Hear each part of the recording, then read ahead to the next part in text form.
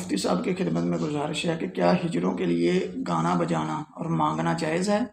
اور بہت سارے لوگ یہ بات کہتے ہیں کہ ان کی بد دعا سے بچنا چاہیے، اس کی حقیقت کیا ہے؟ ہجڑے بھی شرعی احکامات کے اسی طرح پابند ہیں جس طرح دیگر مرد و عورت پابند ہیں۔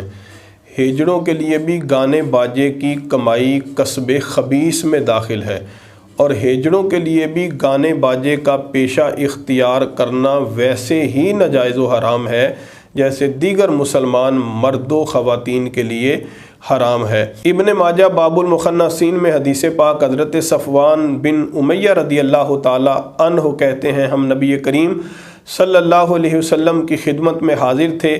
عمر بن قرہ حاضر ہوا اور عرض کرنے لگا، یا رسول اللہ صلی اللہ علیہ وسلم، اللہ تعالیٰ نے میرے نصیب میں لکھ دیا ہے، میرے مقدر میں کر دیا ہے کہ دف بجا کر کمانے کے سوا میرے پاس اور کوئی راستہ نہیں اور کوئی ذریعہ نہیں، لہٰذا مجھے اجازت عطا فرمائیں۔ نبی کریم صلی اللہ علیہ وسلم نے ارشاد فرمایا، نہ تو میں تجھے اجازت دوں گا اور نہ تیری عزت کر کے تیری آنکھوں کو ٹھنڈا کروں گا۔ تو جھوٹا شخص ہے، اللہ نے تیرے لیے حلال روزی کو پسند کیا اور تو نے خود اپنے لیے حرام روزی کو پسند کیا۔ اگر میں تجھے اس سے پہلے منع کر چکا ہوتا اور پھر تو میرے پاس اجازت لینے آتا تو آقا علیہ السلام نے ارشاد فرمایا، میں تجھے سزا دیتا، تیرا سر مونڈ دیتا، تیرا مصلح کرتا، تیری قوم سے تجھے نکال دیتا اور تیرا ساز و سامان مدینہ کے نوجوانوں کے لیے حلال کر دیتا۔ اٹھ کے جانے لگا تو سرکار نے فرمایا، یہ نافرمان لوگ ہیں، اگر ان میں سے کوئی توبہ کیے بغیر مر گیا تو کل قیامت کے دن بھی مخنث اور ننگا اٹھایا جائے گا، اپنے ستر کو چھپانا چاہے گا چھپا نہیں سکے گا، کھڑا ہوگا تو پھر گر جائے گا۔ تو غور کریں، جہاں اس حدیث پاک میں مخنثوں اور ہجڑوں کے لیے عبرت ہے، اسی طرح ان لوگوں کے لیے جو بیاہ شادی اور مختلف تقریبات میں ان کو گانے کے لیے بجانے کے لیے بلاتے ہیں، قوم کا اپنا وقت برباد کرتے ہیں اور پھر حرام کام میں ان کے ساتھ تعاون کرتے ہیں،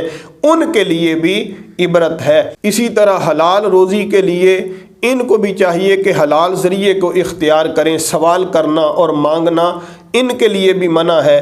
البتہ عرف اور ماحول کے اعتبار سے پوری کوشش کے باوجود اگر ممکن نہ ہو تو پھر بقدر ضرورت سوال کرنے میں حرج نہیں۔ رہی بات بد دعا کی، تو ہر ایک کی بد دعا سے ڈرنا چاہیے، بالخصوص مظلوم کی بد دعا سے۔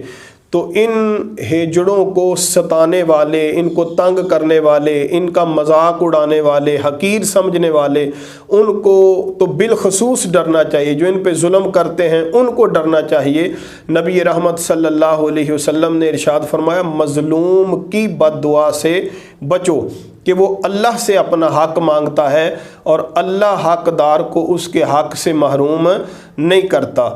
تو ہر ایک کی بد دعا سے بچنا چاہیے۔ البتہ یہ کہہ سکتے ہیں کہ دنیاوی نعمتوں کی کمی کی وجہ سے یقیناً ان پہ کرم نوازی کا معاملہ زیادہ ہوتا ہوگا، جیسے عبد الوہاب بن عبد المجید ثقفی قدس سرہ العزیز فرماتے ہیں کہ میں نے ایک جنازے کو دیکھا جس کو 3 مرد اور 1 عورت کندھا دے کے چل رہے تھے۔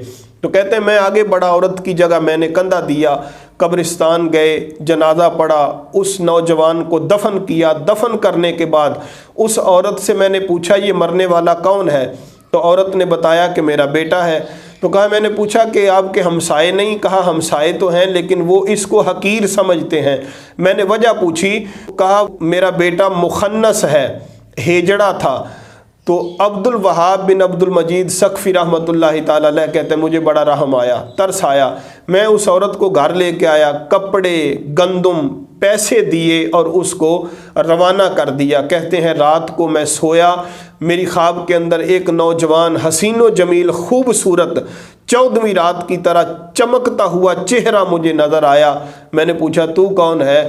تو کہا میں وہی مخنث ہوں جس کو آج آپ نے دفن کیا تھا۔ لوگ مجھے حقیر سمجھتے تھے لیکن میرے رب نے مجھ پہ کرم کر دیا اور مجھے بخش دیا۔ تو کرم نوازی کا معاملہ ان پہ نعمتیں دنیا کی کم ہونے کی وجہ سے زیادہ ہو سکتا ہے۔ بہرحال ہر ایک کی بد دعا سے بچنا چاہیے، ان کو تنگ نہ کریں، ان کو حقیر نہ سمجھیں، البتہ یہ سمجھنا کہ اگر ان کو گانے بجانے کی وجہ سے پیسے نہیں دیں گے تو شاید اللہ ناراض ہو جائے گا اور ان کی بد دعا کی وجہ سے ہمارا کوئی نقصان ہو جائے گا، تو یہ جہالت کے علاوہ کچھ نہیں ہے۔